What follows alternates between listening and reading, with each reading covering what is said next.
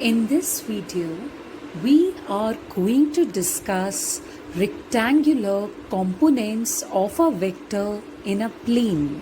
When I say rectangular components, I mean that I have a vector and I am going to resolve that particular vector into its two components, provided that the two components should be inclined to each other at an angle of 90 degree, or they should be perpendicular to each other. So when the resolved components are perpendicular to each other, they are known as rectangular components. Remember that. So how to go with this process? Suppose you have a vector. Okay, remember that we are now carrying this process in a plane. Plane means two dimensions, x-axis and y-axis. When I say space, it is a 3D space. It is associated with three dimensions like x-axis, y-axis, z-axis. So how to go about it? You have a vector here and you have a plane here. Plane is x-axis and y-axis, right? So now if you have a vector over here which is inclined at an angle of theta to x-axis, so first of all let us complete the parallelogram associated with A, so that the parallelogram is touching the tip of this vector, and I have completed it. So the vector which is coming here over x-axis will be the x component of a vector, and the vector which is coming on y-axis, see red color marking, can you see that? So that is y component of a vector. Now don't you think you've got two vectors which together must be making a vector? Because parallelogram law says that when there are two vectors acting along two sides, two adjacent sides of a parallelogram, then the diagonal of that parallelogram should be, representing the resultant. So basically the process that I opted for is different now. Earlier, with the help of triangle law and parallelogram law, I used to combine vectors. Now I am resolving one vector and I have got the components along OP and OQ. So apply parallelogram law. Parallelogram law says that this OR vector resultant, this OR vector or A vector will be equal to OP vector plus OQ vector. So that's what I have written over here.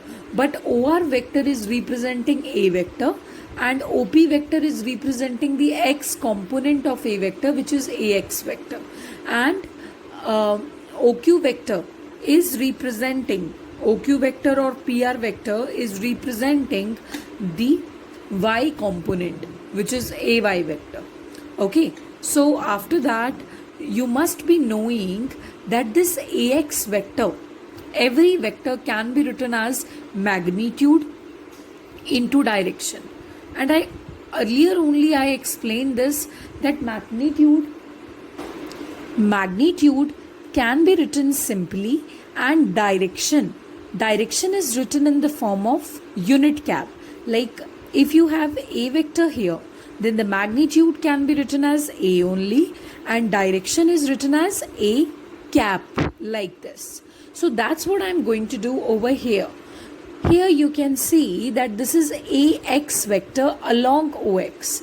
So I can write it as magnitude into direction. Direction is obviously written as I cap along X direction. So AX I cap plus AY vector, it is written as AY J cap, right?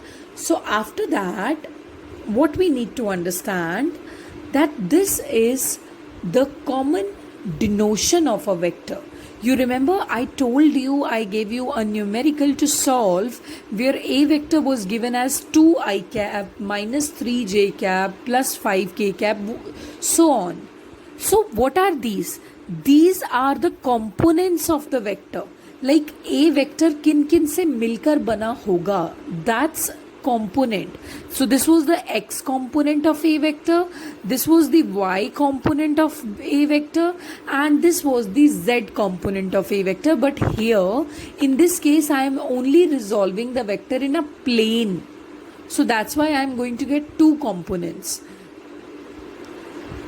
So in that way we need to understand that this ax I cap and ay j cap are nothing but they are the vectors which are together forming a vector. For example, if I have 15 pencils in my bag, I can resolve that in any way. I can do it 10 plus 5, or I can do it 8 plus 7. So that way I'm just resolving that what two things will be together making up this a vector. Try to get it in that way. So these are the components. After that, what we need to understand that what should be the other polar form of writing these vectors. Like you have OP here. Now OP upon OR, OP upon OR will be equal to base upon hypotenuse. Base upon hypotenuse is equal to cos theta. So OP will be equal to OR cos theta, but OP is AX and OR is A. So AX is coming out A cos theta. The same way we have, PR. See, OQ होगा वैसे तो एक component, but OQ is numerically equal to PR. So OQ equals to PR, and PR upon OR equals to sin theta, right? PR upon OR equals to sin theta. So PR is equal to OR sin theta. So, or you can say that OQ is equal to OR sin theta. But OQ is AY and OR is A. So this is A sin theta. So I have got the values of AX and AY. So after that I am going to put these values over here. Once I have put these values, what I know that this is a right angle triangle, right? Okay, and this stuff is AX magnitude wise, and this stuff is AY, and this is A. So if I'll apply Pythagoras theorem, that will yield me OR square equals to OP square plus PR square, right? So in that way, PR square, in that way it will be A square equals to AX square plus AY square, right?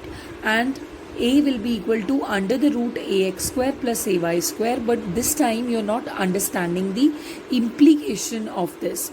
This clearly means much more. Like you remember, if you have A vector equals to 2I cap plus 4J cap minus 6K cap, you remember what I used to tell you, that if you want to find out the magnitude of this overall vector, see, I know that this vector is made up of these three vectors, but what is the magnitude of this vector? In order to tell that, what you need to do, you need to take the square root of the square of 2, square of 4, square of 6 minus 6.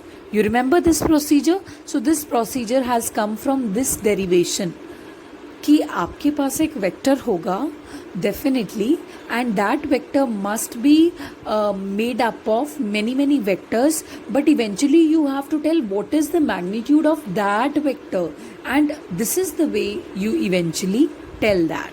So this is the derivation we have done, rectangular components in a plane.